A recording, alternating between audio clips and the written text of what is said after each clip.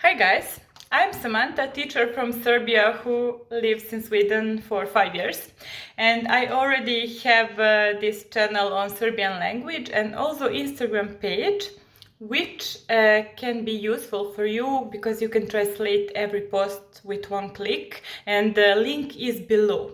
So maybe it's good to follow this Instagram page until I film everything on English. Today I want to talk about interviews in Sweden because I'm someone who changed her career very often, and I worked more jobs in Sweden for these 5 years, and now I have a lot of interviews. Today I had my 6th interview of 9 because I want to change totally my profession. I worked as a teacher for 3 years in Swedish schools, and now I feel it's time to change.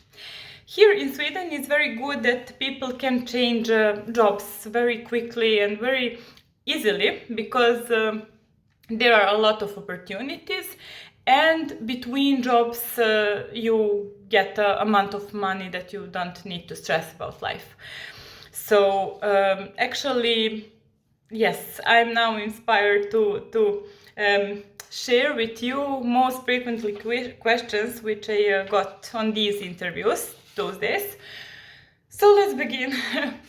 Before my first question, I want to underline that time is here in Sweden very important, and it's better to come on time or 10 minutes earlier than to be late. So they will look at you directly on another way if you are late on interview.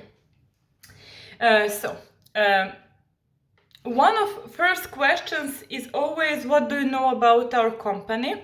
And or questions like this, like what was interesting in this job advertisement for you, or what do you know about this job, or those questions. And it means that you need to read a little bit about this position and this company before you go on interview. I forgot to say that a lot of interviews can be online, so or by phone until they need to meet you personally. So now, for example, today in the morning I had one online interview, so it's also valid interview in Sweden. Employer will Google you before they meet you, and you need to be prepared for that. I mean, especially your social media. So your Facebook, your Instagram account need to be good for job position which you want to do. What it means. For example, I don't put my posts from my night life like public, or for example, I mean, just close those posts which are not so good for this job position. And I know that because when I came on interview in this plus school, actually my employers knew already a lot of things about me which were not in my CV. How can you affect our company on one positive way? It's one of the most frequently questions, because every one of us has something which is typical just for us, and no one else can do that on that way like you. So what's this thing which you can give to your employer or that company and which will make they grow? So things like that. So what's your strength which they can use directly? It's not question, but very important is to say that you maybe don't know everything, but you are open-minded to learn new things about everything that's needed for job. Especially if you don't know fluently Swedish, it's very important to know that you are in a process to learn Swedish, and you will learn everything on that level which is needed. References.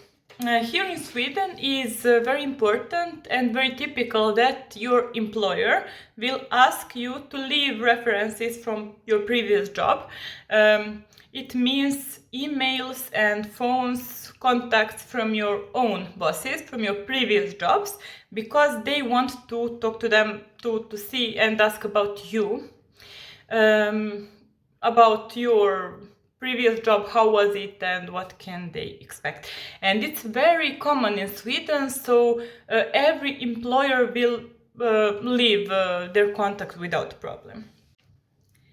Next thing, say that you will be there when other people are sick or when they have sick children and need to stay home because of that. Here in Sweden, it's also paid when you have sick children, so it can lead to a lot of people who are at home. So it's good to say, I will be here and I will be at home just if I'm sick. So yes, it's a very good promise.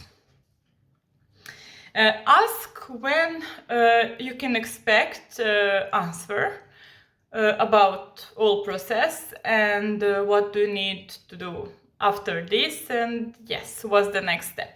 And also here in Sweden, to talk about salary is one of the most important things on interview. Here are no secrets about salary. You can say directly which salary do you want, and you can ask if you don't get some information about that, which salary can you expect.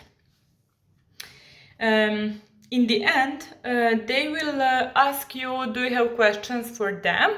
And my advice is to have, because they can see that you are prepared for this interview and you are like motivated to get this position.